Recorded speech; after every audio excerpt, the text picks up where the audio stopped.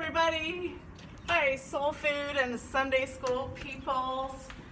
I hope you're well. I miss seeing you at church. I miss the chaos of you arriving at Soul Food. I miss singing in the basement on Sunday mornings. I would really dig if you were here. I look forward to the church being full again.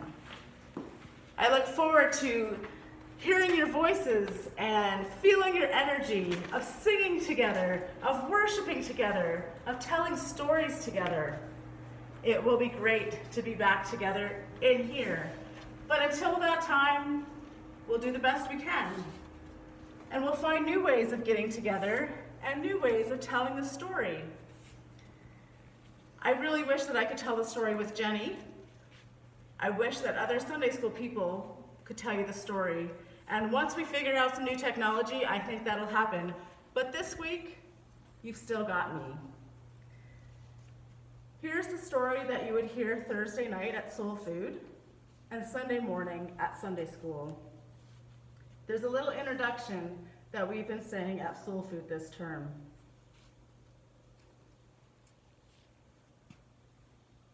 Sometimes we need to really see things in a different way, a new way and a surprising way.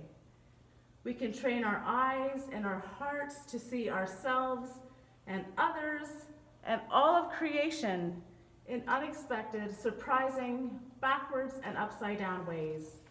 We can see the world through Jesus' eyes.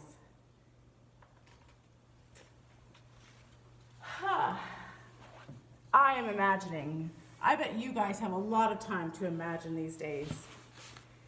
I'm imagining all of you in your homes. It might be that you're having a lot of fun, that you're laughing together. It might be that you're driving each other a little crazy.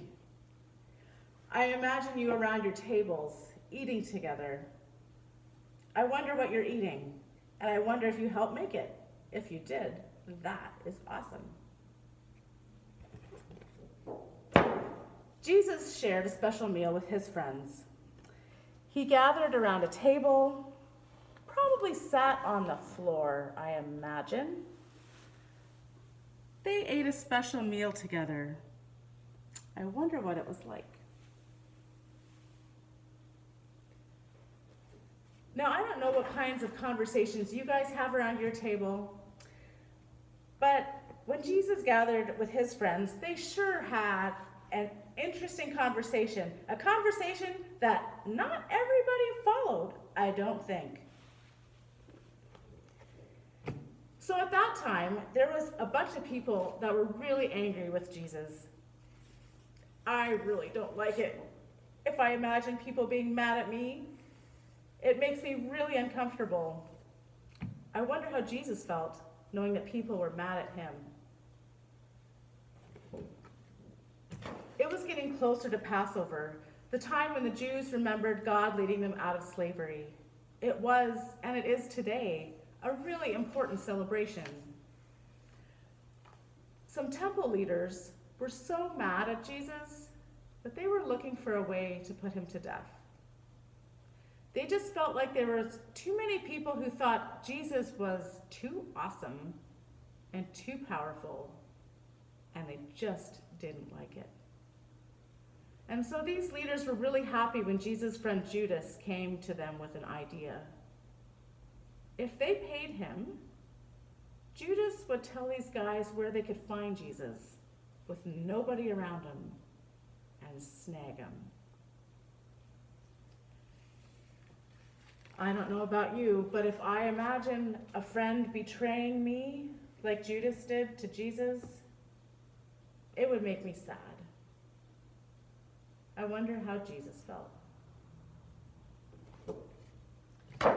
So that all was happening right before Jesus shared this special Passover meal with his friends. Jesus sent James and John to go get the meal ready. They went into Jerusalem, followed Jesus' instructions, and got the room ready. I wonder what the room looked like. If it had a window, if they had to climb a lot of stairs, if there was a jug of water, a table and pillows on the floor.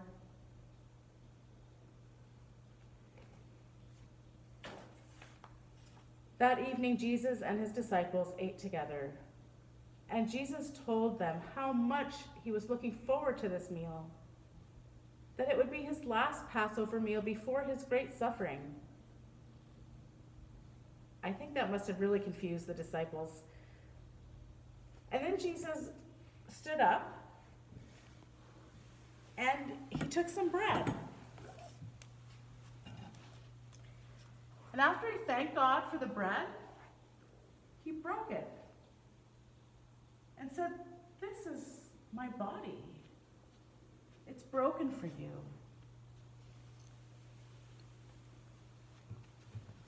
He also took a cup of wine and he thanked God for the wine, and he shared it with his friends. And as he shared it, he said, "This is my blood that is poured out for you. After I die, there will be a new covenant, a new promise between God and all people."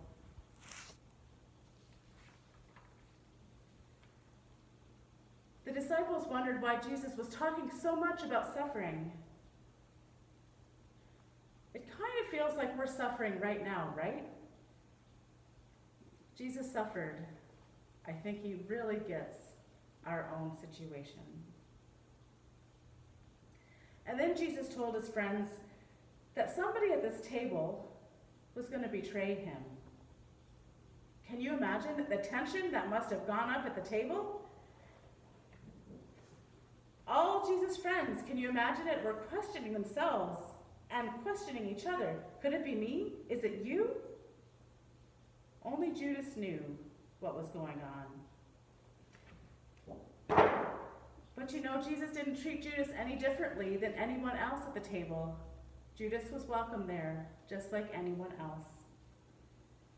After the Passover was done, they got up and sang a song of praise, and they went out to the Mount of Olives.